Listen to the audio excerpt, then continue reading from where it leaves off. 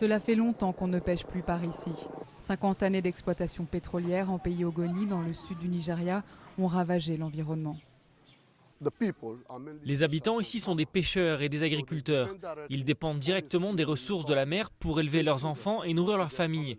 Avec ces fuites, on ne peut plus rien faire. On est en plein cœur du delta du Niger, la zone pétrolifère du Nigeria, premier producteur en Afrique. Selon une récente étude de l'ONU, dépolluer la région Ogoni nécessiterait la plus vaste opération de nettoyage jamais entreprise dans le monde.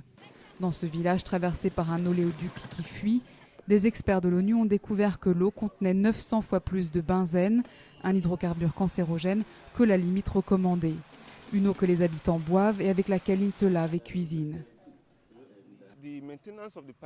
L'oléoduc est très mal entretenu. Il ne prête pas attention à notre communauté, aux gens qui vivent ici. Des multinationales comme Total, Chevron ou ExxonMobil opèrent dans le delta. En pays Ogoni, la plupart des puits et oléoducs appartiennent à une coentreprise entre Shell et la compagnie nigériane NNPC. L'ONU critique Shell notamment pour le manque d'entretien de ses infrastructures causant des fuites. Cela n'a fait qu'exacerber la rancœur contre ce groupe.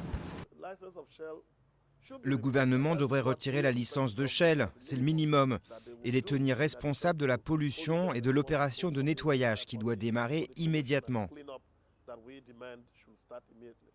Shell assure prendre le rapport de l'ONU au sérieux, mais soutient que la plupart des fuites sont dues au sabotage de l'éoduc et au vol de brut. On a 2 oléoducs qui traversent encore le pays Ogoni. Ils ont été continuellement attaqués par des voleurs de brut et des saboteurs. Et du coup, on a un certain nombre de fuites. Le vol et le raffinage clandestin contribuent à la pollution, mais cela est récent, selon l'ONU, dont le rapport épingle aussi le gouvernement nigérian qui doit davantage réguler l'industrie pétrolière. La priorité, c'est maintenant de dépolluer l'environnement. C'est très urgent car les gens vivent dans un environnement contaminé depuis 50 ans. S'il y a une volonté politique et des fonds disponibles, l'opération de nettoyage devrait pouvoir démarrer dès 2012. Une décontamination que les Ogoni attendent avec impatience.